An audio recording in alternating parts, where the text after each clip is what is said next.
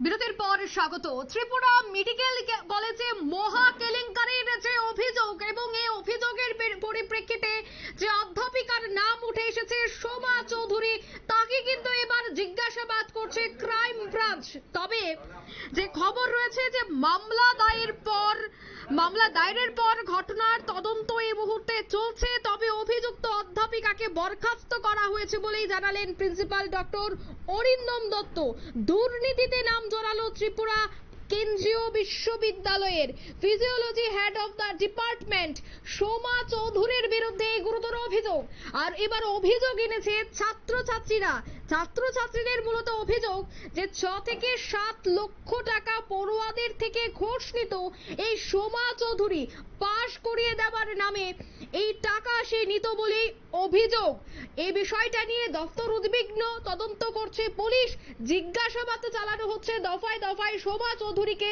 তিনি কিভাবে করতেন এই কাজ, কারা কারা যুক্ত রয়েছে, কবে থেকে চলছে এই কাজ, সমস্তটাই কিন্তু এবার পুলিশ জানার চেষ্টা করছে।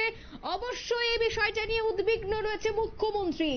কোন বড় চক্র এই মুহূর্তে কাজ করছে, কোন কোন চক্র কোন কোন জায়গা থেকে এই কাজগুলি করছে, সবটা বিষয় কিন্তু এবার জানার চেষ্টা চলছে।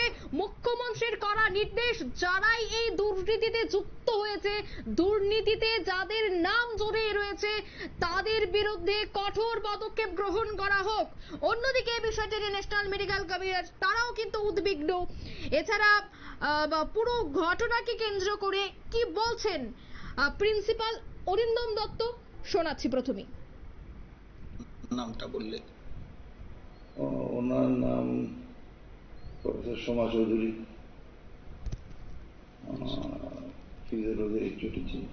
আমরা যতটুকু খবর পেয়েছি ওনার স্বামী ত্রিপুরা কেন্দ্রীয় বিশ্ববিদ্যালয়ের তিনি একজন অধ্যাপক, এবং যদিও আপনার বিষয় না তথাপি ওনার নামটাও এই ক্ষেত্রে জড়িয়ে গেছে। এই ব্যাপারটা আপনি কতটুকু জানেন? জড়িয়ে গেছে কিনা বলতে পারবো না, সিং বলছে যেটা তদন্তাধীন ব্যাপার।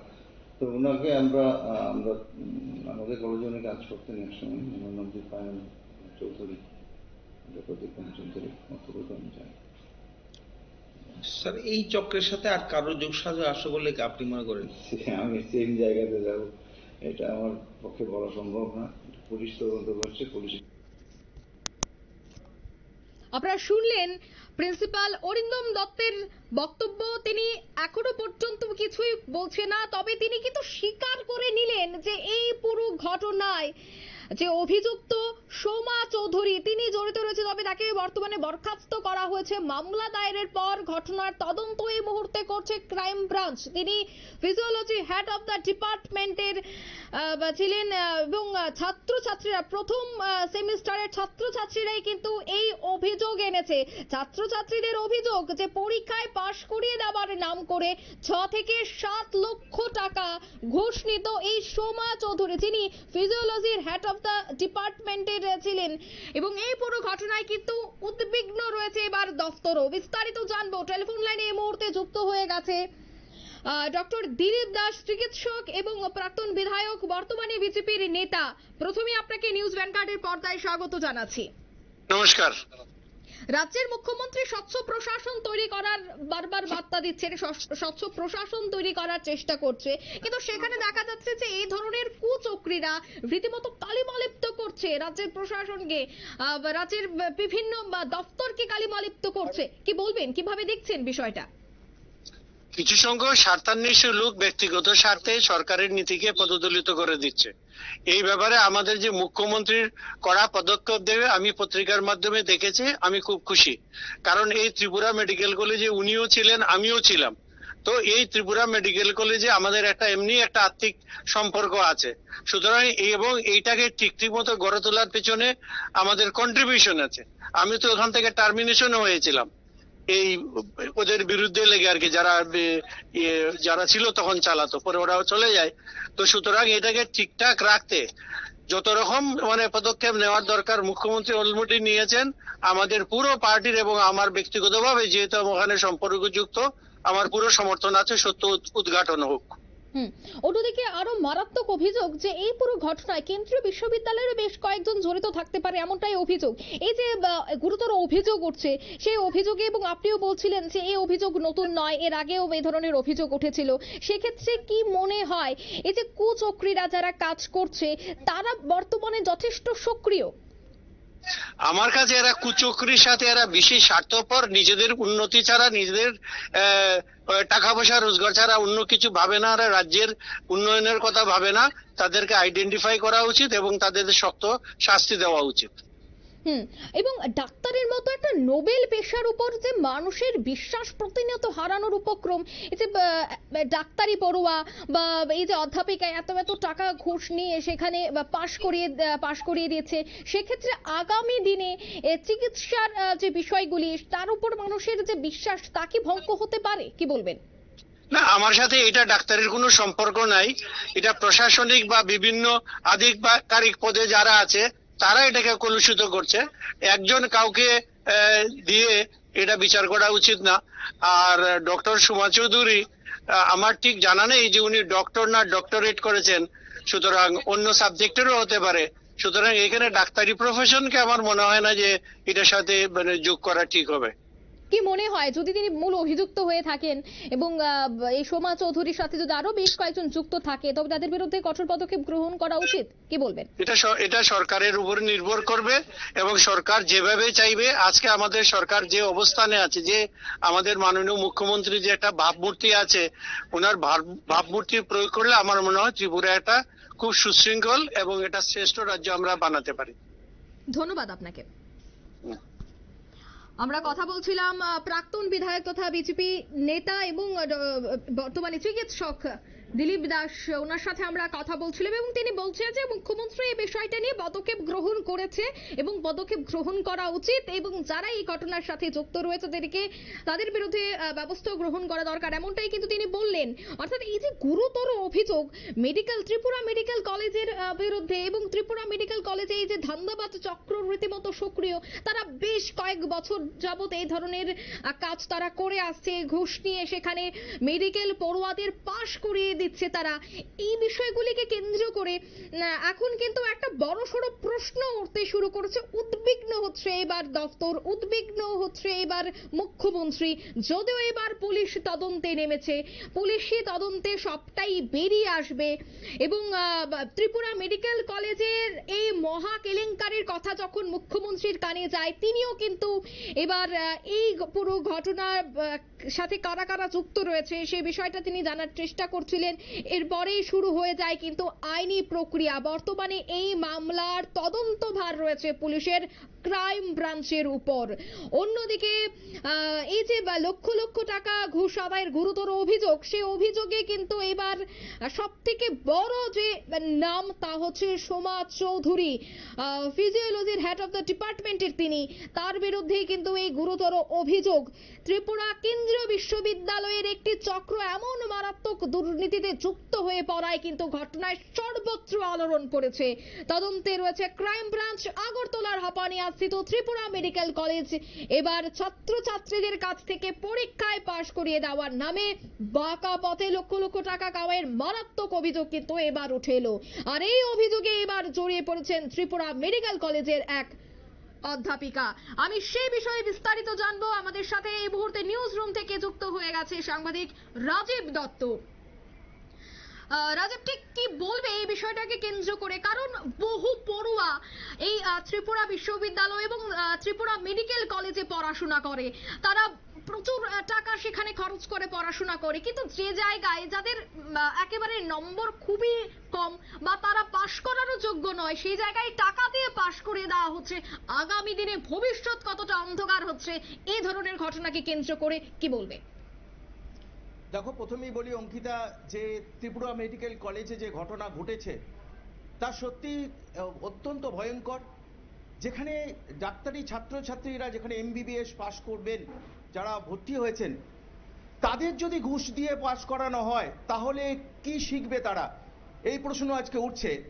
এবং ত্রিপুরার মতো একটা রাজ্য যেখানে মুখ্যমন্ত্রী ডক্টর মানিক সাহা তিনি ক্ষমতায় এসে তিনি চেষ্টা করছেন যে রাজ্যটাকে ঢেলে সাজাতে, এবং সেই জায়গায় দাঁড়িয়ে যদি তার কিছু কালপিট, কিছু এই ধরনের অধ্যাপক অধ্যাপিকা এই ঘটনা ঘটান, তাহলে সত্যি সরকার সেই দায়টা কিন্তু সরকারের ঘাড়ে চাপে। যদিও আমরা যেটুকু জানতে পেরেছি যে ডক্টর সাহা তিনি অত্যন্ত উদ্যমী লোক, তিনি চেষ্টা করছেন এবং তিনি পুলিশকে নির্দেশও দিয়েছেন যে কড়া ব্যবস্থা নিতে। যে খবর যে তদন্ত শুরু হয়েছে, যে ত্রিপুরা পুলিশের যে অপরাধ দমন শাখা রয়েছে তারা তদন্ত করছে এবং ডিএসপি মহিলা ডিএসপি কোয়েল দেববর্মাকে দায়িত্ব দেওয়া হয়েছে, তিনি ইনভেস্টিগেশন করছেন।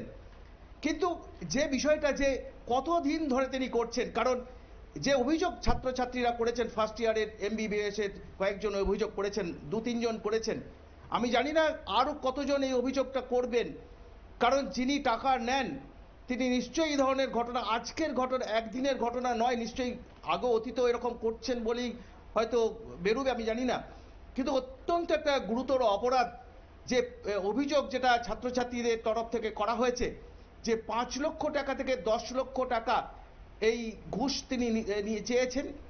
তিনি সোমা চৌধুরী, ডক্টর সোমা চৌধুরী, এবং তিনি ফিজিওলজির হেড অফ দ্য ডিপার্টমেন্ট, একটা বিভাগীয় প্রধান, তিনি ওখানে বসে এই কাজ করছেন।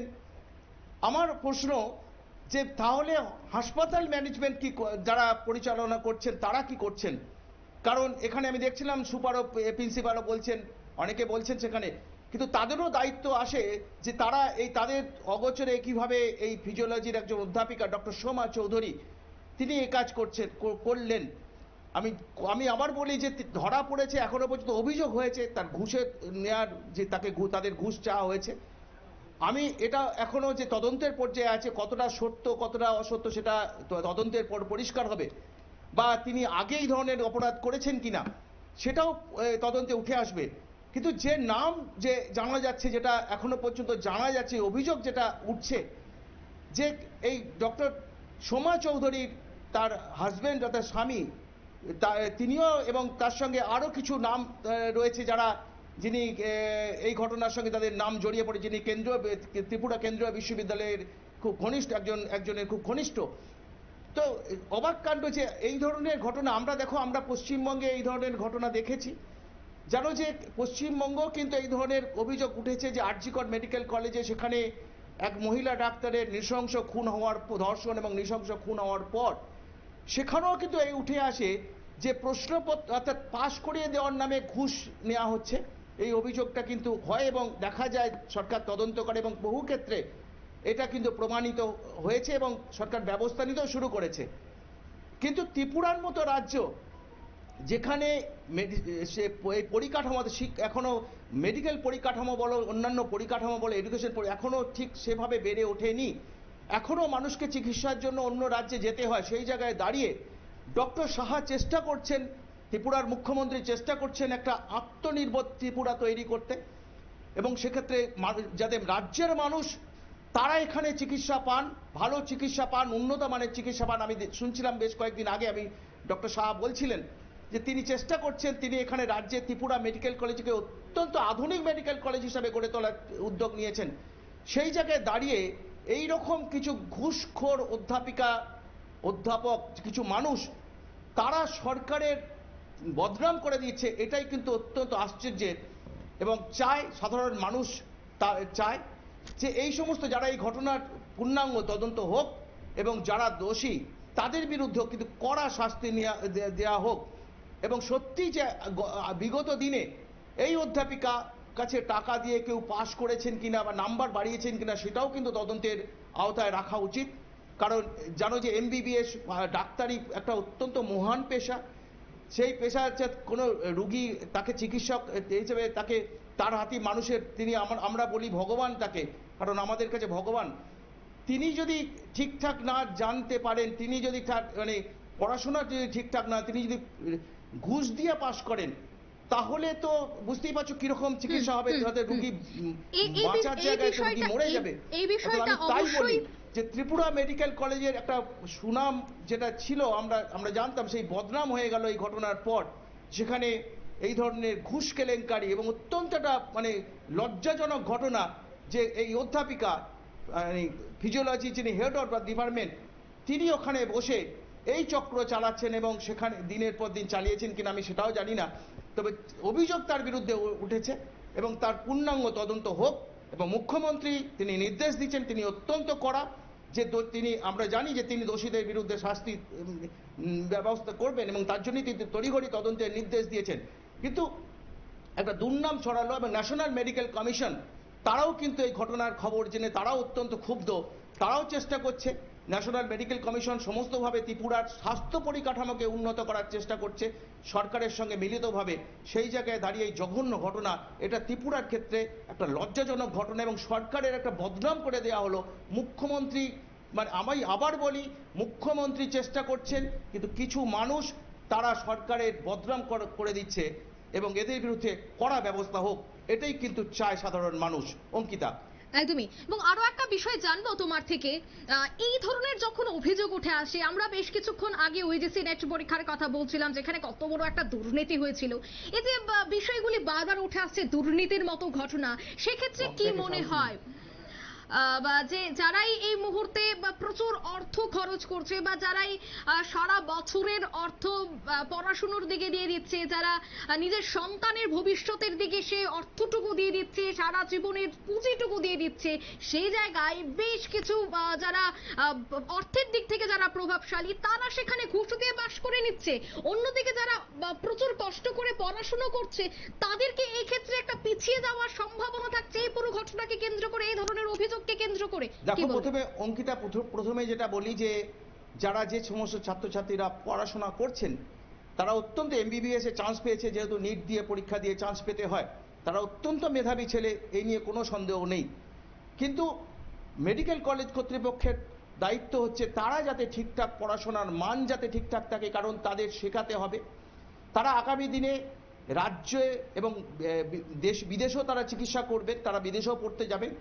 অর্থাৎ তারা যদি ঘুষ দিয়ে পাশ করেন, তারা যদি না শেখেন, তাহলে বুঝতে পারছো তাদের হাতে রুগী পড়লে কি হবে।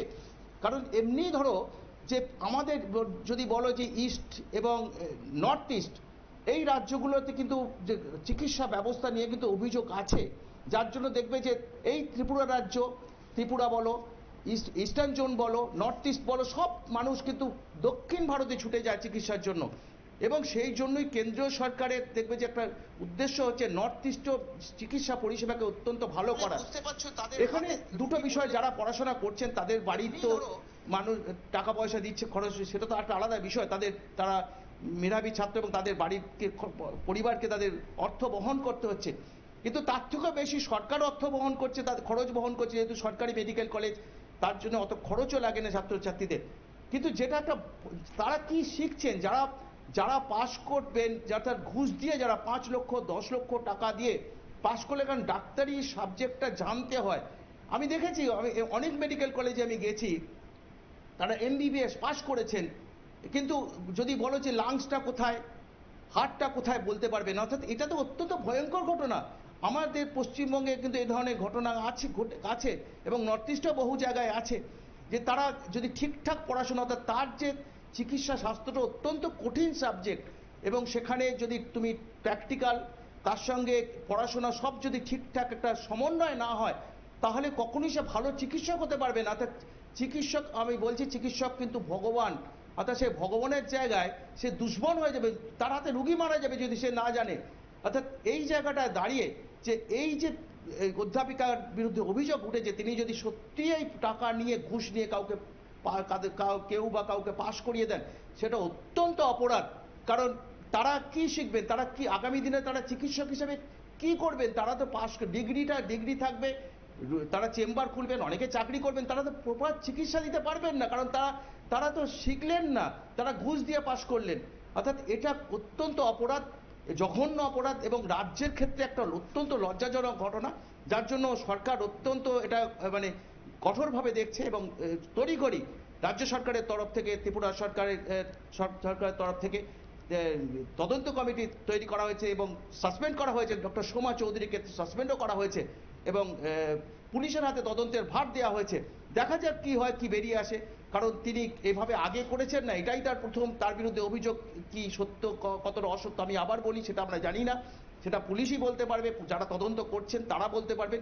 কিন্তু অভিযোগ গুরুতর, যদি সত্যি হয়ে থাকে তাহলে ভয়ঙ্কর অভিযোগ যে ত্রিপুরার মতো একটা রাজ্যে যেখানে ডক্টর সাহা স্বচ্ছ একটা প্রশাসন তৈরি করার চেষ্টা করছেন, সেখানে দাঁড়িয়ে কিছু মানুষ তারা এই অপরাধ করে সরকারকে কালিমা লিপ্ত করছেন। অঙ্কিতা, ধন্যবাদ তোমাকে। অর্থাৎ অভিযুক্ত অধ্যাপিকাকে বরখাস্ত করা হয়েছে। এই পুরো ঘটনায় কিন্তু নড়ে চড়ে বসেছে এবার মেডিকেল কলেজ। রাজ্যের মুখ্যমন্ত্রী এই বিষয়টা নিয়ে এবার তদন্ত করার নির্দেশও দিয়েছে। ক্রাইম ব্রাঞ্চের হাতে রয়েছে তদন্তের ভার। তবে এই পুরো ঘটনায় কিন্তু যে মূল অভিযোগ রয়েছে, অভিযোগের তীর রয়েছে, তা হচ্ছে সোমা চৌধুরী, যিনি মেডিকেল কলেজের ফিজিওলজির হেড অফ দ্য ডিপার্টমেন্টের, তার বিরুদ্ধে কিন্তু এই অভিযোগ। এছাড়া কেন্দ্রীয় বিশ্ববিদ্যালয়ের আরো বেশ কয়েকজন যুক্ত রয়েছে। তবে তাদের বিরুদ্ধে যেন কঠোর পদক্ষেপ গ্রহণ করা হয়, সেই দাবি কিন্তু এবার উঠছে ছাত্রছাত্রীদের পক্ষ থেকে। কারণ এই অভিযোগ কিন্তু ছাত্রছাত্রীরাই এনেছে। 7 থেকে 8 লক্ষ টাকা দিতে হচ্ছে, ঘুষ দিতে হচ্ছে। এবার যে সাময়িক বরখাস্ত করা হয়েছে সোমা চৌধুরীকে, তার বিরুদ্ধে যে অভিযোগ উঠে এসেছে, সেই অভিযোগের যদি সত্যতা মিলে তবে তার বিরুদ্ধে কি পদক্ষেপ গ্রহণ করা হয় এবং আর কাদের নাম জড়িয়ে থাকছে, আর কাদের নাম উঠে আসে, তার দিকেও কিন্তু নজর থাকছে নিউজ ভ্যানগার্ডের। নিয়ে নিচ্ছে এই মুহূর্তে ছোট্ট একটি বিজ্ঞাপন বিরতি।